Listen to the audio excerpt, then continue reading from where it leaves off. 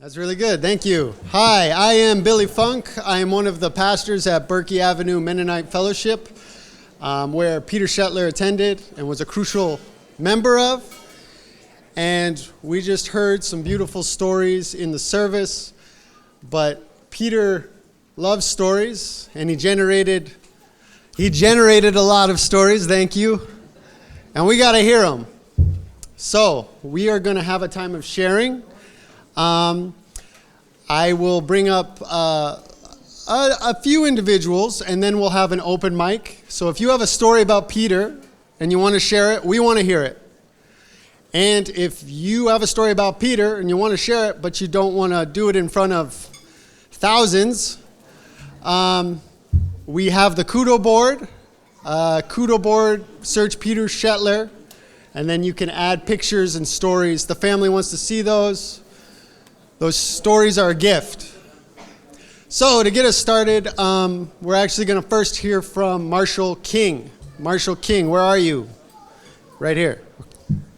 Oh, and also another note, I invite you to come up here to share your story, but if for some reason you want the mic to come to you, we can make that happen.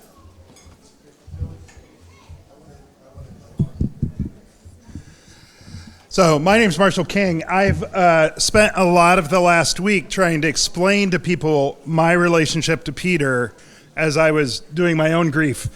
I said our mother-in-laws were sisters, and that was too much ancestral math for people to do.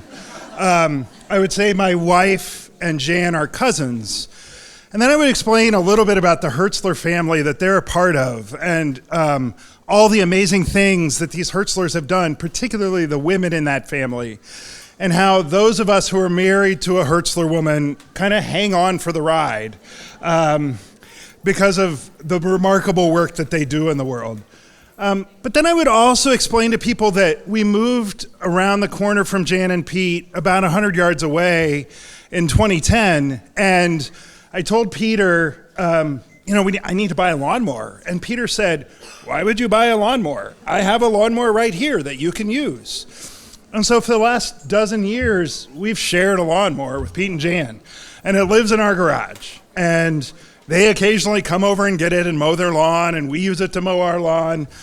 Last fall, I mentioned to Peter that the wheels were kind of wobbly. This year, the first time Peter used the mower, it came back with new wheels on it. And this was just kind of how it was living around the corner from Peter. And if I ever had house projects that he had help with or whatever, there was Peter. Peter and I also both love food. And I understand food, but Peter taught me about hospitality. Peter taught me about what it was to set a table and kind of take what comes. I interviewed him for something I was working on involving a former student at Bethany, and he didn't really want to talk to me about it, but finally when I pinned him down to talk to me, he said, well, just come over for lunch. And so we sat and had lunch. Well, Peter did this conversation he didn't really want to do. Someone this week used the phrase that we're living with a Peter-sized hole. Peter would want to fix that hole. And so I realized that I think what I need to do to try to deal with that hole is try and offer hospitality and help to others in the way that Peter did, and use the lessons that he taught me in that way.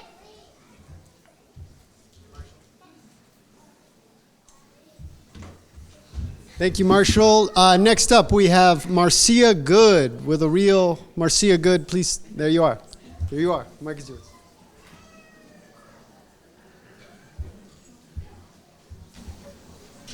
I don't know if I'll get through this. I'll try. To start tapping into Peter memories is, for most of us, an exercise of thousands of pages, and our book got cut off in mid-sentence, and that's just, I'm one of those terrible people that likes to read the endings of a book first, and this doesn't suit me. Peter and Jan live across the street. I also am another beneficiary of that lawnmower. They are the center of a rather small world in Goshen for me, But I am so impressed that that's true for so many people. And this is such a big space. So within this big space are many big spaces, that all just keep expanding. I've been telling a few people that I lost my pshaw guy. Like, oh, no, you don't have to do it that way. Or you don't have to worry about that. And that's a keen loss. I wanted to start out with a safe story and then end up with sort of a story I don't know I'll get through. The safe story is one that many of you share with me. I had a Saturn that was given to me by my brother for $1 when they had too many children to fit in the back seat. And finally one day I had to take that to the garage and they said, well, it's done. It's over. And I'm like, well, what do you do now? And they said, well, you drain the liquids and you send it to the graveyard of cars. And I was like, can I drive it home? And they said, you can do what you want to with it. And so what did I drive it to? Into Peter's driveway. And I'm like, Peter, is it really dead? And he goes, pshaw, no, let me work on it. One of the main things about that is I was sitting in the house. This took like 5 hours when he was working on that car. I felt awful. Peter had so many things to be doing and so many things. And Jan just looked at me and said, just calm down. Peter can't live without doing these kind of things. It's who Peter is. And at the end, they had told me that the alternator was under something that could not be taken off and therefore it could not be fixed. Peter took it off. He fixed the alternator, and then when I said, well, how did you fix it? He said, I glued it back on. He said, it's a really, really strong glue. That car worked for 2 more years. So that's the kind of story that many of you can tell. I want to center one because Peter came into my life through Jan. Jan is... And all week I've had trouble at this spot. Jan is among the most brilliant people I know. I treasure that friendship. And Peter sort of eked his way into my space and love for Jan by becoming so beloved because he loved Jan so much. And then I learned to love Peter and learned to know Peter. And one day Jan at the dinner table was, expounding on some idea that was just really beautiful. Historically informed, theoretically rich. Peter disagreed with her. I was like, how dare he? And I kind of snapped at him. And the next day, I was over there again, and we're sitting at the table, and he comes over, and there's no good ending to this one. It's just going to end. But he sat down beside me, and there were tears running down his face. He said, I never mean anything but pure love for Jan. He said, I don't think you can even imagine how much I love Jan. So I just wanted to give you that today and continue to be there for you.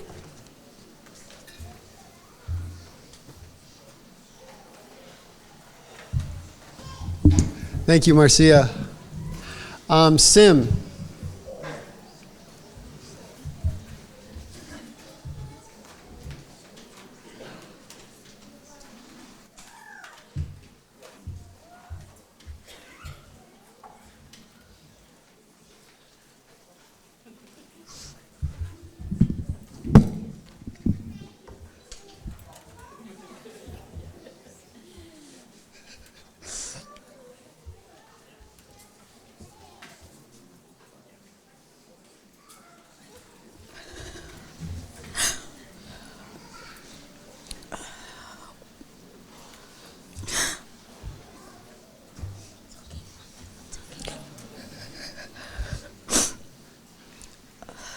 Where will my help come from?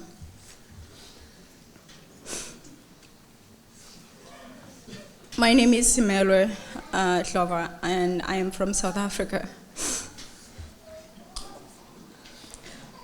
And along with that question, I imagine that someday we'll have to answer, who are you and who are your people? When Peter and Jen came back from Tanzania this summer, they talked about how they were surrounded by love, were cared for, and how it was to see family, and the joy that they felt being back to Tanzania again.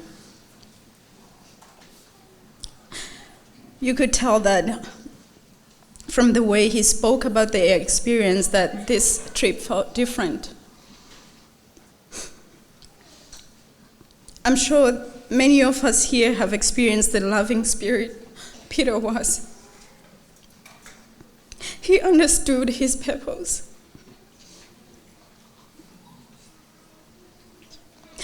Both he and Jen have modeled a life of kindness, compassion, generosity, and nurturance. It's impossible to list all the things that they have done for other people and for us. So instead, I would like to say thank you for the way you've welcomed and loved my daughter and I. I have had you say the words, "You are welcome here," and you meant them.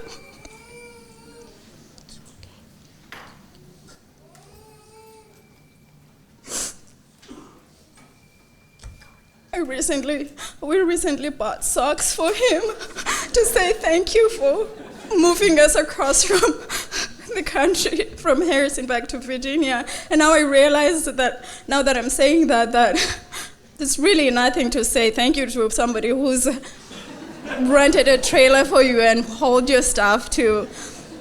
But he would say he loved socks, and every Christmas he got socks.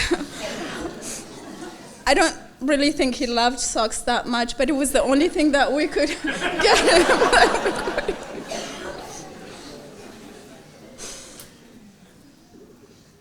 She and Asigo share a birthday.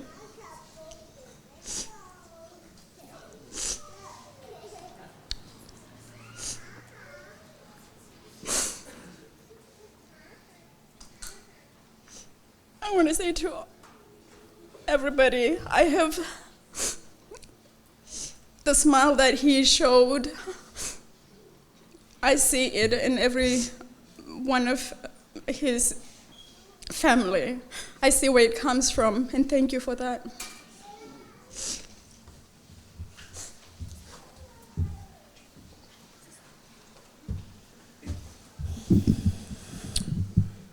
A man who loves socks is a good man. Joe Lichty.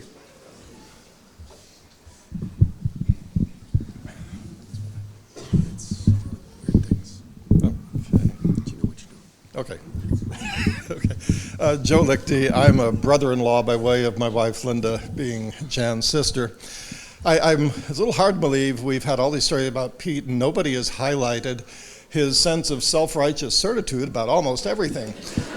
And this is something that he and I really bonded over, since there are some who suggest, and when I say bonded, I mean clashed. So there are people who suggest I may share a similar trait. But, you know, it always just, we clashed as friends, we clashed as brothers, and it generally dissolved into laughter. So one time I was relating this experience, my experience, and Pete interrupts to argue with me. And I say, "Pete, are you telling me that your idea about this supersedes my experience?" And he kind of said, "Well, yeah, kind of." and so we just dissolve into laughter. But I gotta tell my helping. I mean, I have endless helping stories, but I'm gonna tell one. Lena and I have really modeled for our children the life principle of when you have a practical problem, you ask Pete to solve it. And they've absorbed the lesson very well. So that met in one case. Anna and Joe and their boys moved to Goshen, wanted a wood stove in their house. Pete had one in his house, helped them get theirs in. Jacob and Michelle, our other son, another son, moved to Ambler, Pennsylvania, 650 miles away. And the old house was kind of cold. They thought, hey, you know, we got a chimney going through here. It's not in use. Could we put a wood stove in? And so, of course, they asked Uncle Pete. So how does this work? 15-minute conversation, And at the end of it, Pete has concluded, hey, I have a secondhand stove that would be just right for you, so why don't I put it on a trailer and drive the 650 miles to Ambler and put it in for you? Yeah. So there are some measurements and talks and so forth, but a few weeks later, that is what happened. And you tell this story, it's crazy. It ought to be, it's all but unbelievable. But you tell people who know Pete this story, and they all nod and say, well, of course, that's Pete.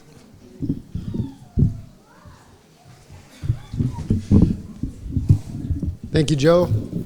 Sandrine, it's your time.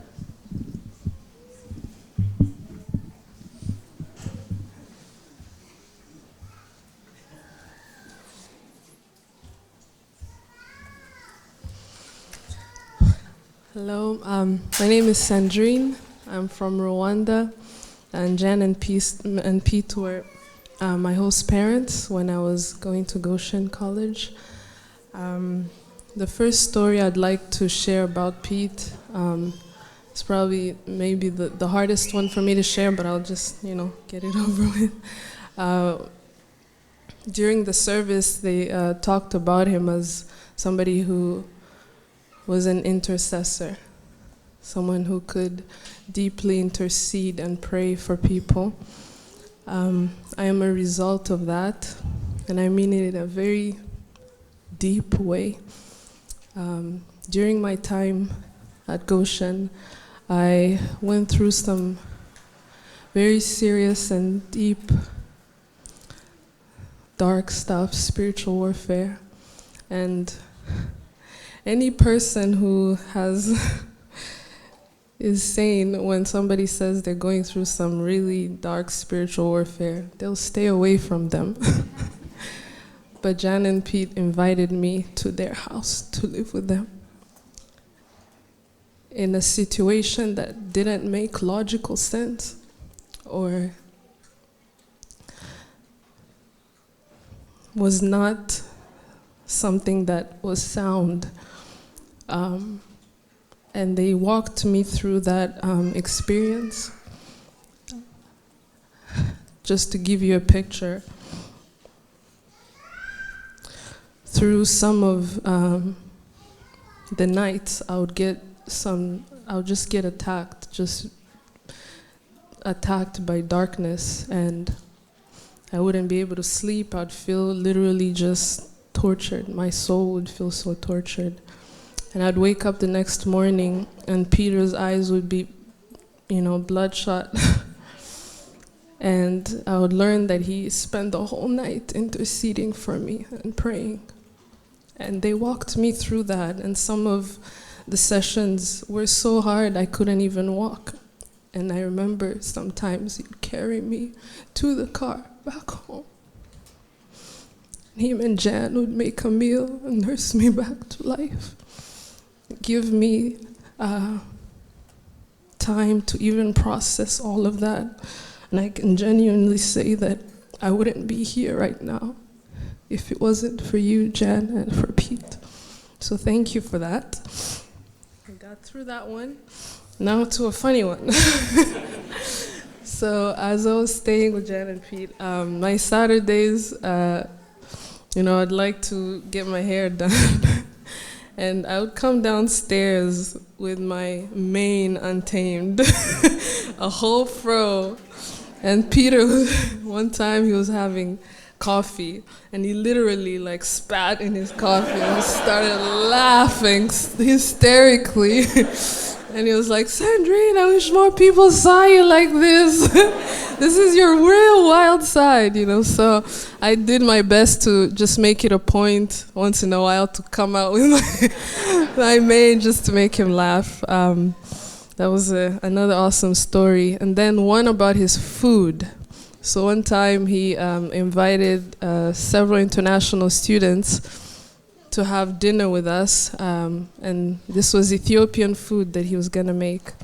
And these students were Ethiopian students, so the bar was very high. And he cooked, and they came, and they started eating, and they were like, oh my gosh. They took out videos and started taking videos, and they were like, Grandma, we found a white guy who can cook Ethiopian food better than you. And Peter was like, I don't want to start a war with the Ethiopian grandmas. Let's just, keep it on the low.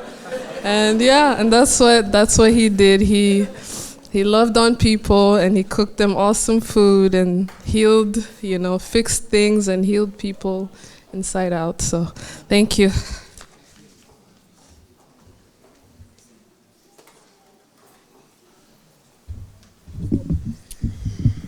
A white guy that can cook Ethiopian food. Woo! The next up is the Ethiopian SST. I was told you would know who you are. And I recognize there's probably multiple of these groups. But I invite you now, whoever you are. Okay.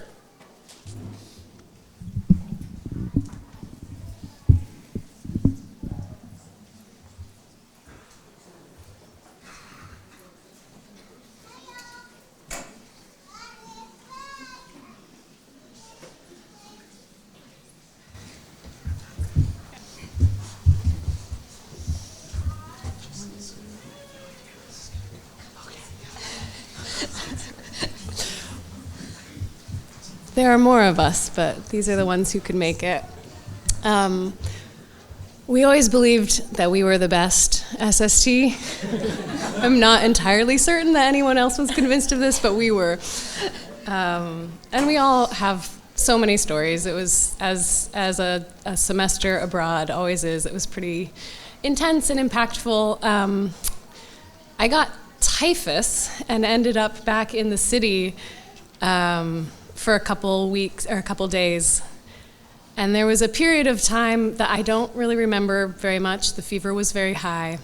And the first thing I remember is coming out of it, and Peter was trying to get me to eat something, and I wasn't eating. There was too much fever. And then he made a mango cobbler, which was a new idea for me. And he was like, just try it. Just take a bite, try it. And it was amazing, and I did, and the fever broke, and I would like to believe it's the cobbler. It's probably antibiotics, but Peter and Jan took care of us in a really wonderful, deep way that whole time.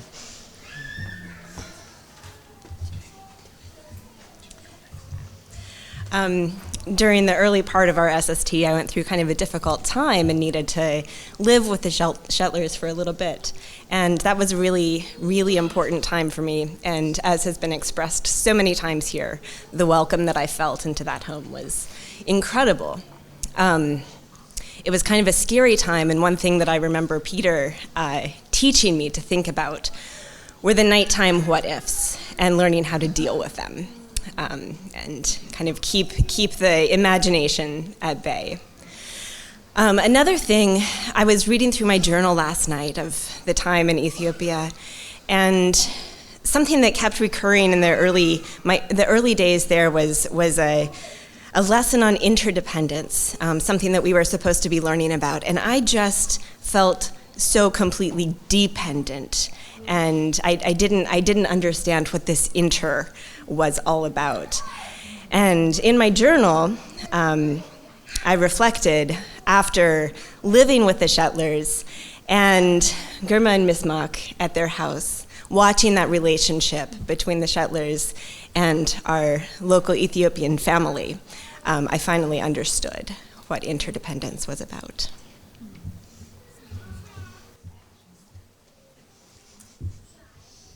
Okay. I wrote some things down because I don't know if I'll remember everything. Also, bear with me, Jan, on this one, because it's going to get a little interesting, maybe. The study service term, it's an educational experience. And I learned quite a few things along the way. I learned that adopting a horse while on SST is not the best idea. It gets a little more interesting, maybe. And I won't go too far into that rabbit hole, but, I learned under certain circumstances you can, in fact, feed hyenas with your mouth. Good job. That was fun. I learned that burying a knife at an airport is not a good idea. I also learned that Jan and Peter are really good at negotiating with foreign governments, so that was that was interesting. I kind of was wondering, why aren't we on the bus yet? And then I was wondering where Jan, Peter, and my friend, I won't say his name, were. Because, yeah. I learned that actually a musical is a viable way to pass SST. So thanks, Becca. That was fun. I learned some things about myself. I learned that I have trouble wading across water without the help of an Ethiopian boy and a cane. Becca was fine. I wasn't. I learned that it's possible to have indigestion for 3 days or more, depending on how things go. I learned that when you need an EpiPen, because you have an allergic reaction to grass, Jen and Peter are there. They'll help you. I learned that 12 weeks in another country is a lot easier when you have Jen and Peter. I learned that friendship can turn into love on SST. Good example. That was fun. I think the last thing I'll say is, and it's probably the most important lesson, which is that I learned that kindness, compassion, and love are synonymous with leadership. That's who Peter was to me.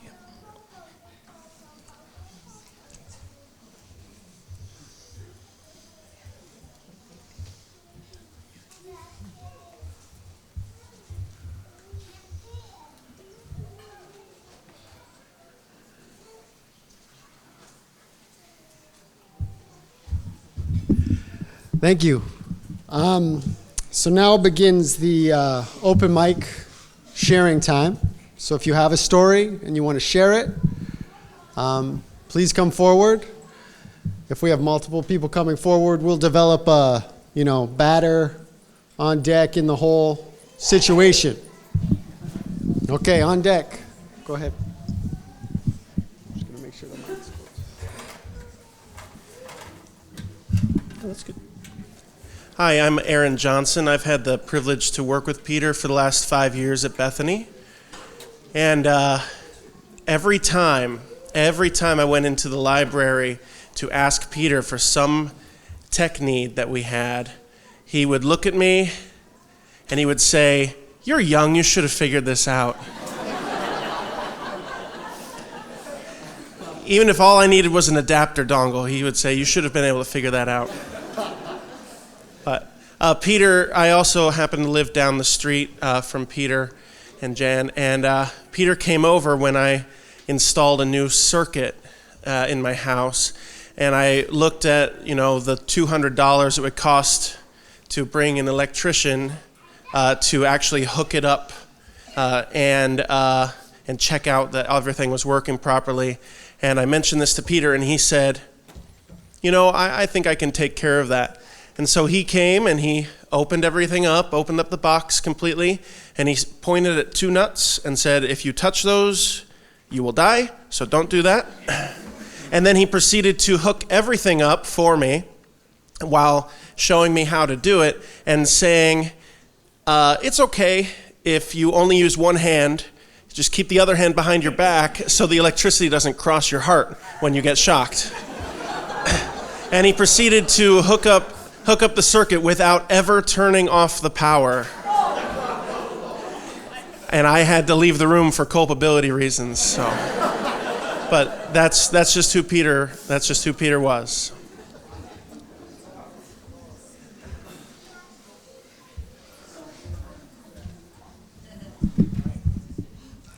My name is Stan Clemens. I'm married to Peter's oldest sister, so that makes me a brother-in-law. I have a short story about how I first met Peter. Peter was about 2.5 years old. I was a freshman in college, just beginning to date his oldest sister. We were on our way to a football game, but we stopped at her parents' house to pick up a blanket along the way. Joe left me standing inside the front door. She abandoned me as she scurried around the house, gathering together what she wanted to take to the game. I was uncomfortable. I was self-conscious. I had just been in the house for the first time. I had met her parents for the first time. And Peter was there, and he's a master of hospitality.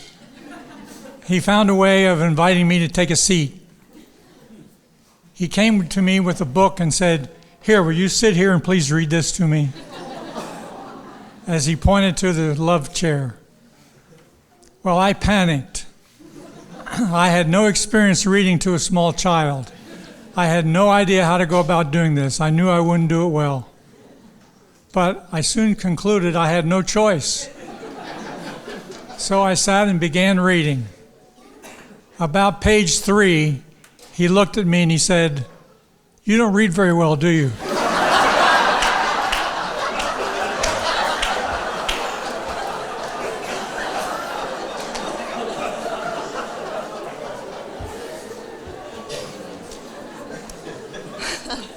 It's hard to top. My name is Susan Fisher Miller, and I'm almost a lifelong friend of Jan's. Thanks. In 1969, Jan and I set off for camp at Camp Friedenswald in Michigan. To our just out of 6th grade eyes, Peter Shetler stood out. He was blonde. He was cute. He knew he was cute. He didn't care that he was cute. Peter was really funny. He teased us a lot. He didn't try to be funny. Peter was really smart. He was a smart aleck. And boy, could he play foursquare. Peter played down low, and he always won, and soon we were all playing by the Bluffton rules. In short, by the end of the week, Peter Shetler was the one boy Jan and I considered we might actually hold hands with on Walk a Mile. A few years later in college, I learned that there was a Renaissance concept in the arts and literature that actually seemed to describe what Peter was all about. It's called sprezzatura, the ability to do astonishing things with seeming ease and never showing how hard you're working at them. At the end of that week at camp, the Bluffton bus was pulling out in front of the lodge at Camp Friedenswald, and some gangly friend of Peter's leaned out of a window, looked ambiguously toward Jan and me, and said, "Pete likes you." Two 12-year-old hearts fluttered back and silently thought he meant me. Next summer, Jan and I went to Outpost Camp, and there was Pete. Folks, at that point it became clear Pete liked Jan. And thus was born a partnership for the ages. And Jan, we've got your back. Just as Marcia said, those who loved Jan soon loved Pete. And Pete continued to exhibit that sprezzatura ease in everything he accomplished. Once on a canoe trip, somewhere on the Pine River, on about day 3, Pete casually announced to the whole group as he headed toward the woods, "I'm going to the bathroom for the first time on this trip."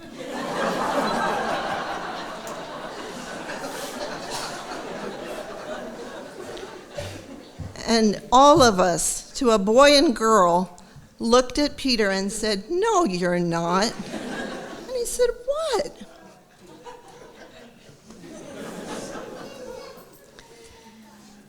So, sprezzatura. Peter was somebody over the years that I began to suspect you could trust in the machine shop with your hand in a fuse box, apparently, in the Serengeti, up in an ultralight aircraft, or in the confessional.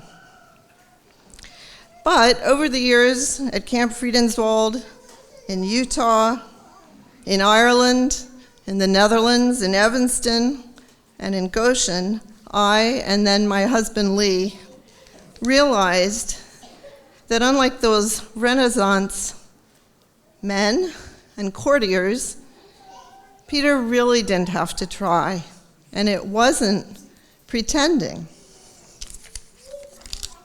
Talk about an integrated life. Just a month ago, Lee and I stole 2 hours of an evening to sit down over dinner together with Jan and Pete at some brew pub in South Bend. Pete was being Pete. He was grinning as he assured us it was normal and right and fabulous to get those calls from Danny and Pete when they needed help with car or home repair. He was laughing with us about our grandkids. We were probably comparing our grandkids a little, sharing those stories back and forth. Peter spoke with maximum satisfaction about the return of Sim and Asiko into their lives here in Goshen. And he expressed genuine fatherly concern, almost looking at his watch, at the arrival of their incoming Bethany High School student guests who had been delayed, but he just couldn't wait to get on the road to O'Hare to get them. We had so much fun.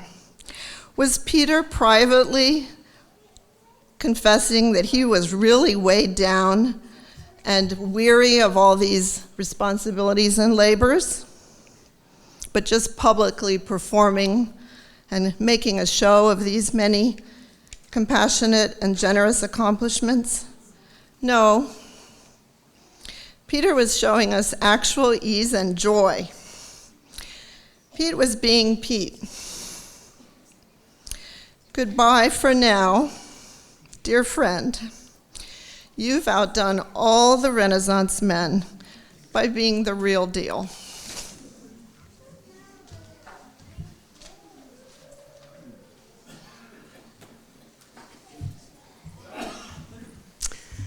Hi, I'm Heidi Regier Kreider, and the first time that I met Peter and Jan was when they came to Gainesville, Florida, where I was serving as pastor of Emmanuel Mennonite Church, a small university town fellowship. My husband David and I moved there in 1991. And in our first few years, Jan and Pete were there with their young family, 2 young boys in graduate school, living in student housing. And while we were there, we had our first child. And at the dedication of that child, Jan held our son, Ben, walked him up and down the aisle of our little church in that time. It was one of our first experiences of it takes a village to raise a child. We were trying to be good parents and to not feed our young son any sugar because it's not healthy for you. Well, Jan and Pete invited us over to their place for a meal, to their small apartment. They had made homemade ice cream. And before we knew it, Pete was shoveling ice cream into our young son's mouth, and he was delighted with it. For me, that experience was one of witnessing hospitality, generosity, opening their home. It was also an experience of how Pete liked to break the rules because he loved people and wanted to make life joyful and beautiful for people. It was also an experience of how they jumped into the life of our small church in spite of all that they had going on and participated, gave leadership, gave care, helped make that a richer experience for everyone. As a pastor, I can say that people like Peter and Jan are just tremendous gifts in a church community, in a broader community, and we are so full of gratitude for that life and for the life of the family that Pete has shaped. And we've seen a modeled way of raising sons, and give thanks for that.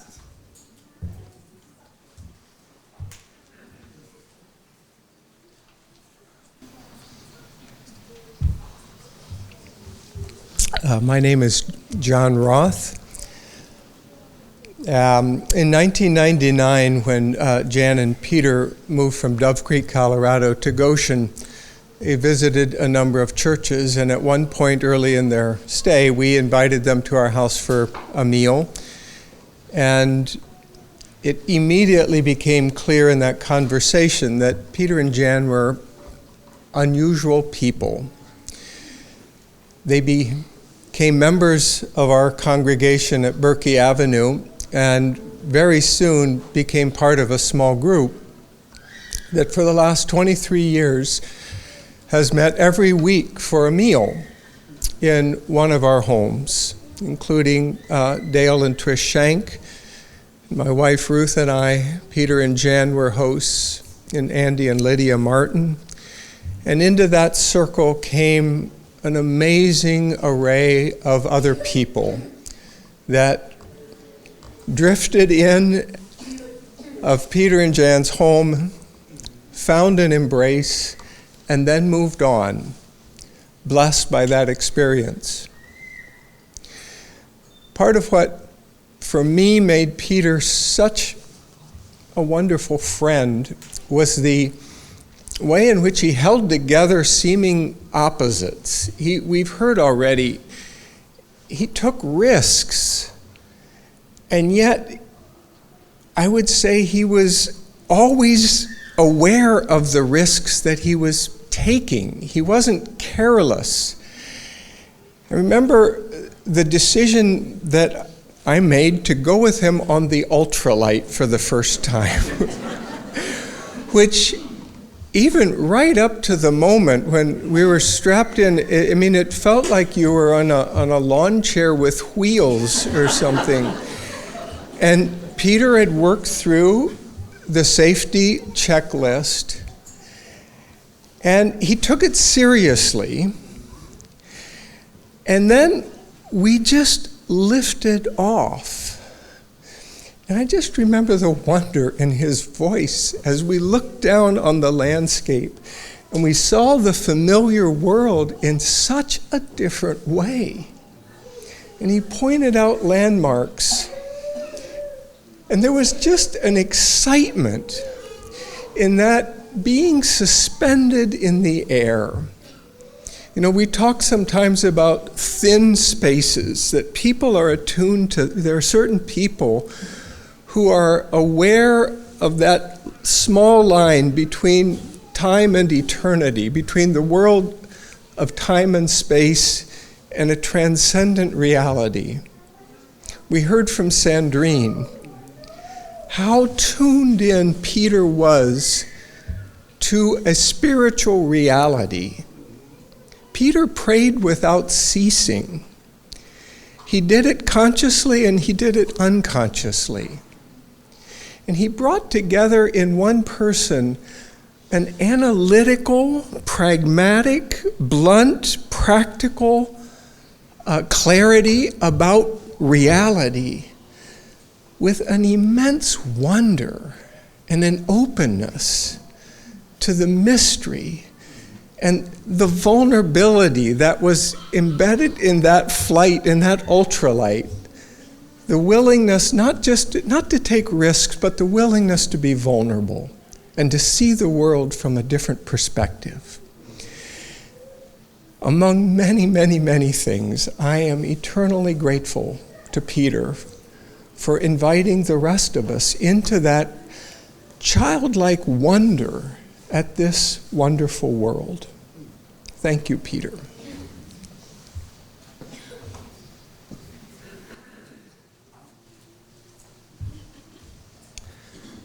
I'm Michael Yakey. I teach at Bethany Christian Schools, and I had the privilege of working with Peter for the last 12 years. I have something in common with Peter. I have opinions too. But Peter and all the faculty, I guess I'm talking about Peter on a more quotidian basis, like what it was like to work with him daily. And he was never a guy to say, I'm having a bad day. He was never a guy to say, I don't have time for this. He might say, I'm going to have to deal with this later, but he never said no. He always said later. right?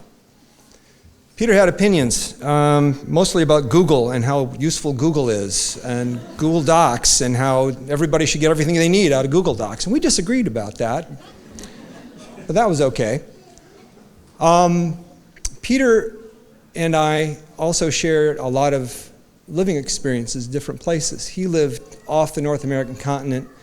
My wife Kathy and I lived in Colorado for a while, so we had some Colorado similarities at roughly the same time, as a matter of fact. But as a widely traveled and as a widely lived guy, you develop opinions, you develop expertise.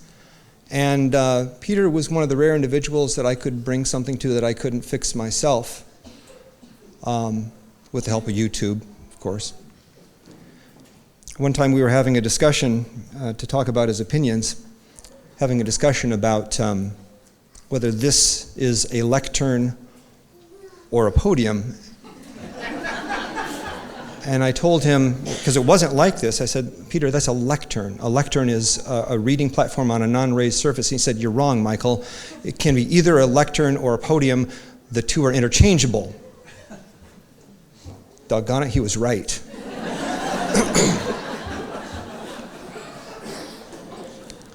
Because we rely so much on technology in practically all parts of our lives these days, it was super easy to get tense when technology would not work. And Peter had a ready answer to defuse the situation and for you to relax while he was preparing to deal with your problem. He would say, and I quote, "Most technological problems happen because you're not right with God."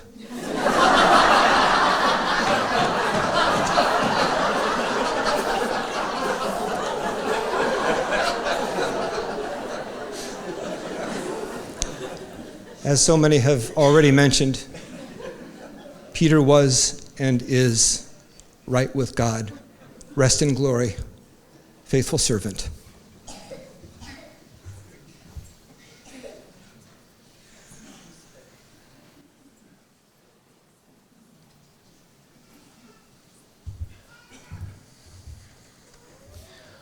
My name is David. I graduated from Bethany in 2011.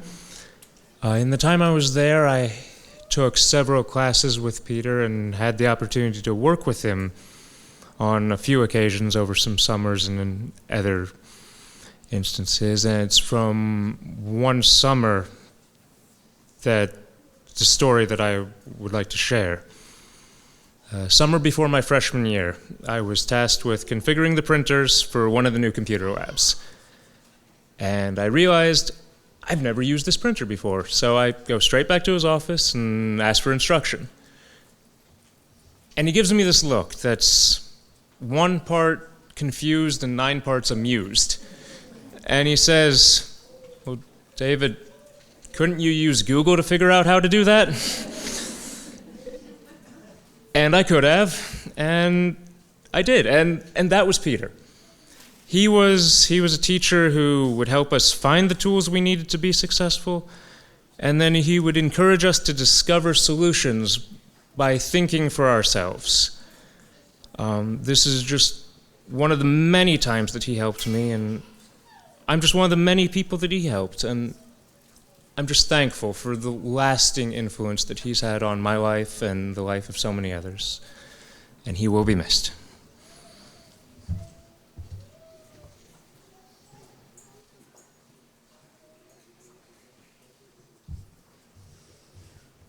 Hi, I'm Ann Hostetler.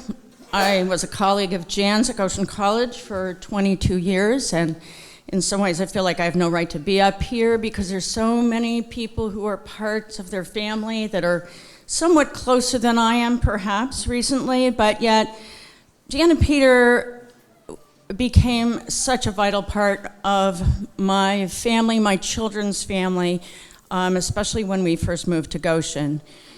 My husband and I came to Goshen in 1998. We had 4 kids from the ages of 14 to 6 months. I was taking a job in the English department, and my husband was looking for a job, commuting.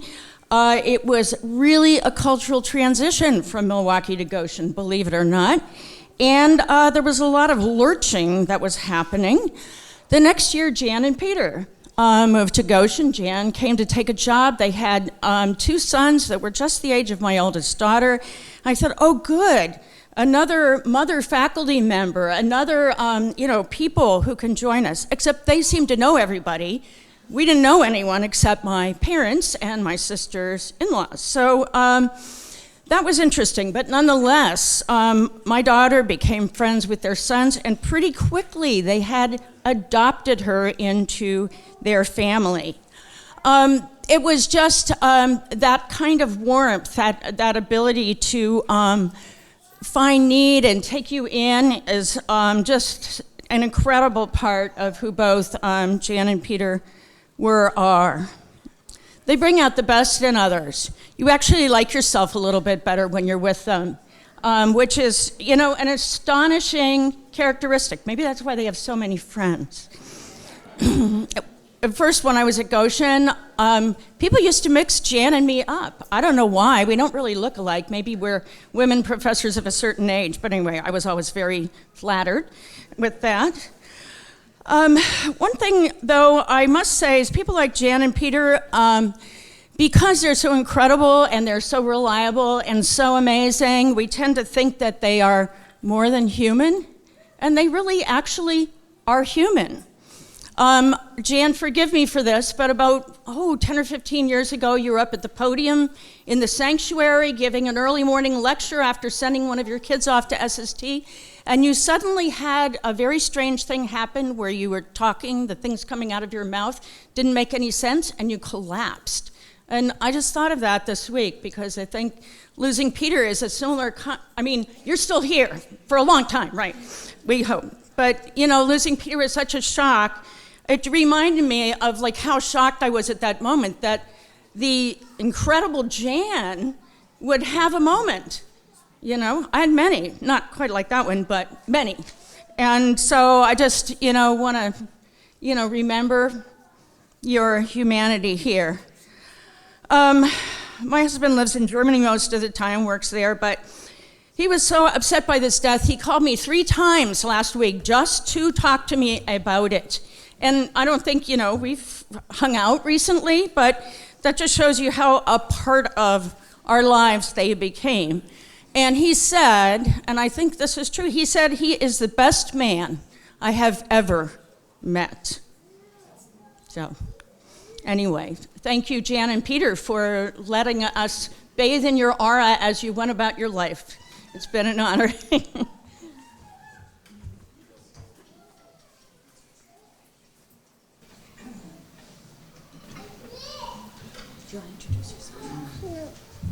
So some of you may have heard her through the back. This is Lena, and she's been waiting for her turn. Do you want to say something? Yeah. She just had one thing to say to everybody, which was thank you. And she wanted to say that. Do you want to say thank you? No. She was saying it over there behind Ann and the boys. But thank you all for welcoming us and for loving Peter so much and Jan so strongly. And thank you for taking care of her for now and always when we go back to New Haven. Thank you. I just wanted to add one more thing. So my dad had a knack for knowing random facts, just like immunology, biology, history, just random facts. And this was infuriating as his child because he can't know that. There's no way he has any right to know that. He didn't study that. He didn't do anything. But, as a kid, you just have to accept it. Okay. You can argue a little bit, but he seemed to know what he was talking about. A lot of people have talked about his assuredness that the Shetlers have a long history of. But then Google came and yes, now I can fact check. But darn it, he was right all the time. The things that he had no right of knowing. He somehow knew these random facts, and it is infuriating, but I really don't know how he knew them.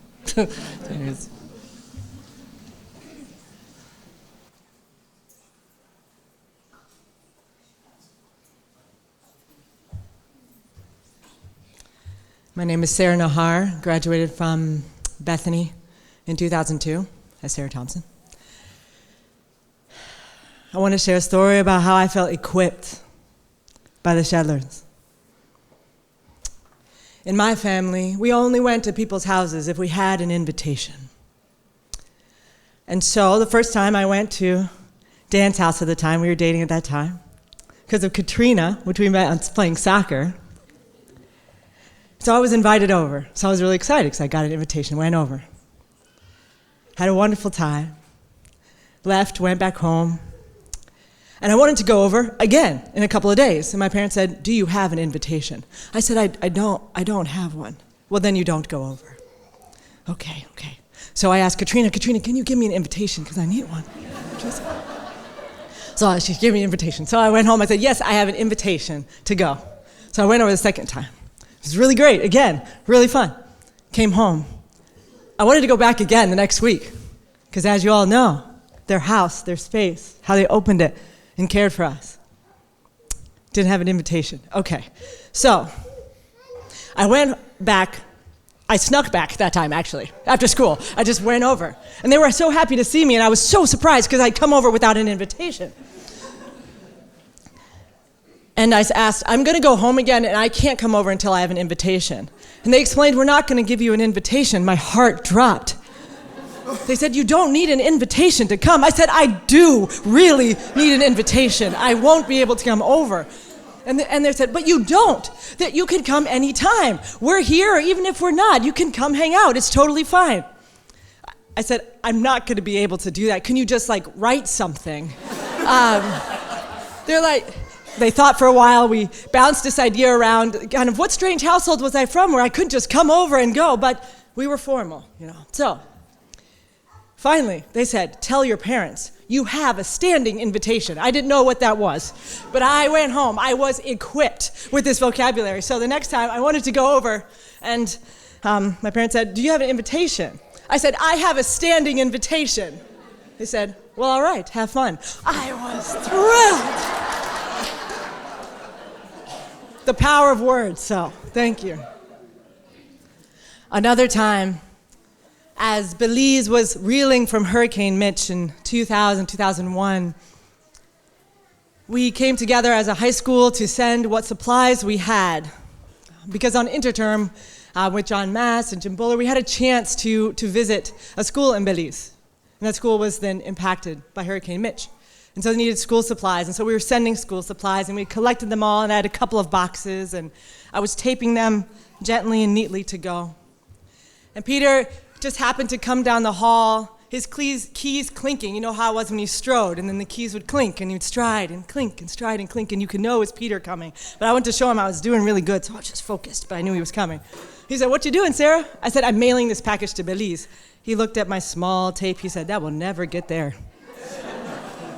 I said, can you help me? He said, of course. And he taped that box like I'd never seen a box taped. Finished it up. Last thing he said, now, this will get to Belize.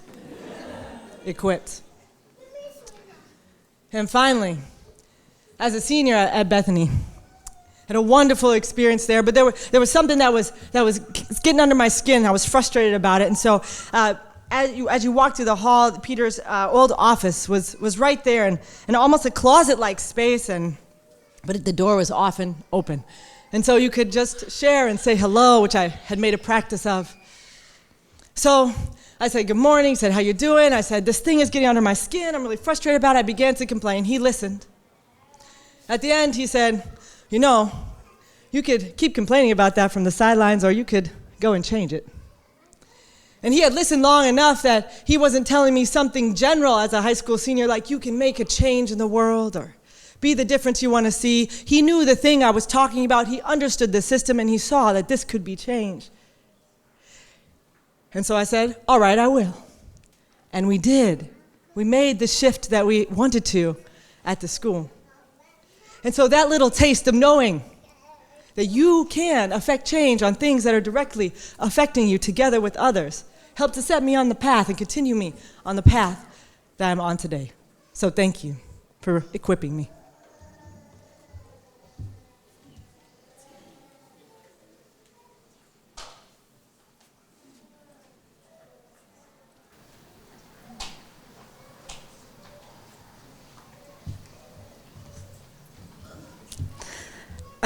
Elizabeth Falcone, and I first got to know the Shetlers when they came to Goshen in 1999. I don't really know how I ended up being at their house. I don't remember the beginning of it, but I was at their house all the time through high school. I quickly learned that if I got there about 4:30, there would be a fire when it was cold and a cup of tea, a pot of tea, in fact, and maybe Peter would be baking cookies in the kitchen, and there would be people who cared about you and were interested and would welcome you in, and often it was Peter, and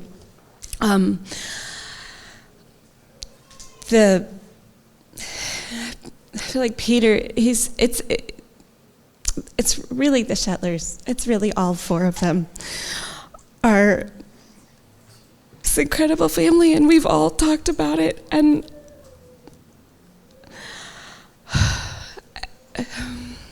their home is so much. It's a home to everybody, and I don't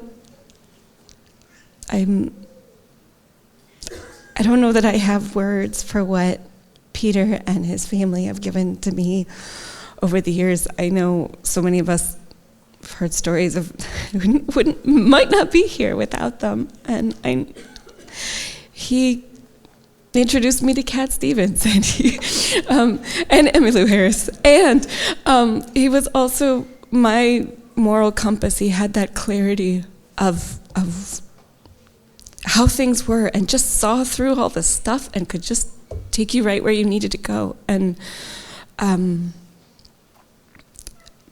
just want to thank him and all of you.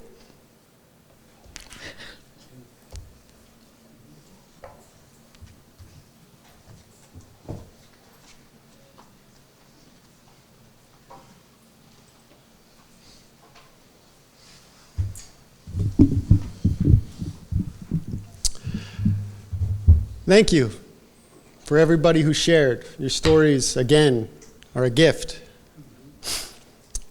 Just a really quick check-in.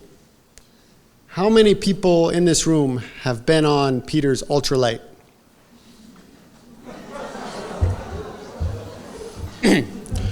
Enough said.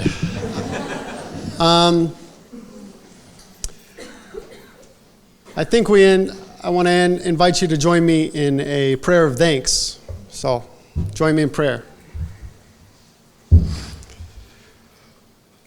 Loving God, thank you. Thank you for Peter. Thank you for Peter's humanity. Thank you for Peter's vulnerability. Thank you for Peter's comfort. Thank you for Peter's joy. We understand you to be a God who is with us. We have experienced you through Peter, and we thank you. And we also trust that now Peter's with you. Loving God, thank you. Amen.